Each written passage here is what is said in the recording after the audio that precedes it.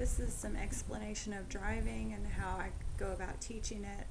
So driving is not just following behind cattle, it is controlling the path of cattle, and that means the dog needs to be able to catch the eye of the lead cow as well as push the back cattle forward and keep the momentum going. So I'm going to kind of flank her in a direction. I've got my cows along the fence, and I'm going to use the fence as a guide here. So that way she does not have to control both sides. She just has to control the back and the inside eye and keep the cattle along the fence. She's a little unsure of what we're doing here, so right now I'm just kind of working on getting her hooked up to the cows. So I'm flanking her or telling her to walk up, trying to push them away from the draw. And you can see the cattle back behind me. So there's a heavy draw. They want to be there along the fence with their friends. So flank her there. She kind of flanked out of the head pressure, so I've got to flank her back around there. And instead of allowing her to flank out of the pressure, I'm going to down her. So I'm going to flank her again towards the heads there. Very good. She stayed there. She's still kind of let him go by her. Just flank her back around. So we're trying to get him along the back fence here. So the hay is for the speed. I'm asking her to walk and she's still kind of trotting. So when I say there, I really need to see her check up and just maintain the path of the cattle. And if she's not in the correct position, I'm going to use my flank commands to put her in the correct position. So since she didn't take the away, I'm going to say here, call her in to me, and then flank her away. She did need to push to get them off the fence, but then she does need to release the pressure, so I down her, tell her to walk up, there, walk, there. So I'm trying to keep them along the fence. So she does need to come out and catch the eye here and walk them up directly towards the fence.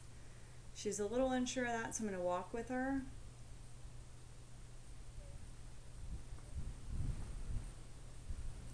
And we've got him up against the fence. And I'm changing directions. There. Good. Push him back towards the fence. So you have to watch all your cattle.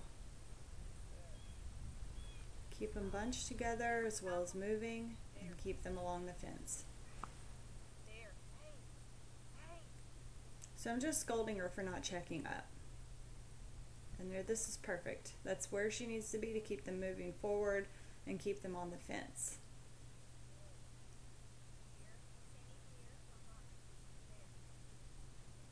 I flanked her a little bit too far on that one to catch the head of that white cattle.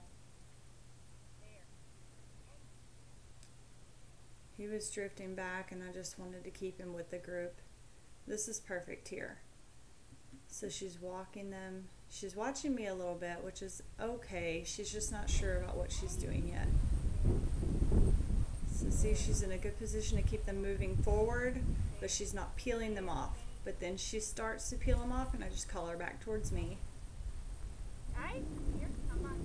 She needs to put the jersey back with the other two.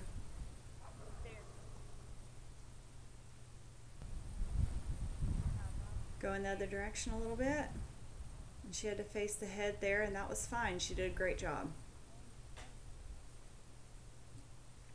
So you slow her down a little bit. It kind of takes the adrenaline out of it. She's not rushing, and she's having to think about what she's doing and how to gain control.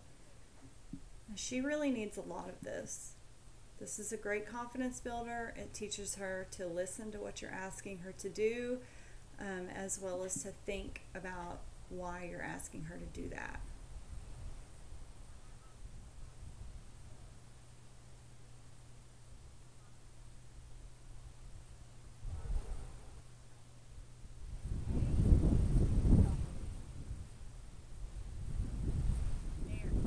She's got to face the heads again here. There, down. So as soon as they start to peel off and I see her going towards the rear, I'm going to tell her to down. I want her to push them up on the fence and then move them forward. So I'm just scolding her a little bit for paying too much attention to me. I'm telling her to walk up. I'm watching my cattle. I'm not watching her. I'm watching the cattle. Having her walk up. And she felt the need to do that on the head. That was fine.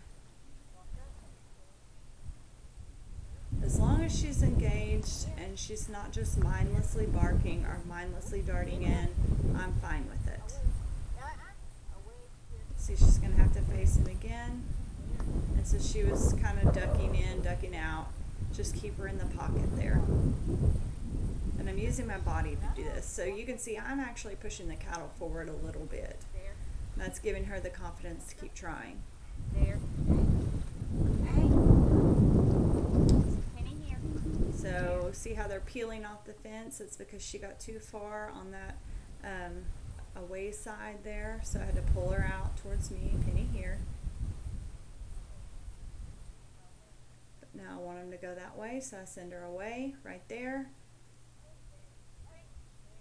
If she peels in too far on that away side, she's going to take them off the fence. So she does need to be on my side of the cattle. That's good. She's starting to get it.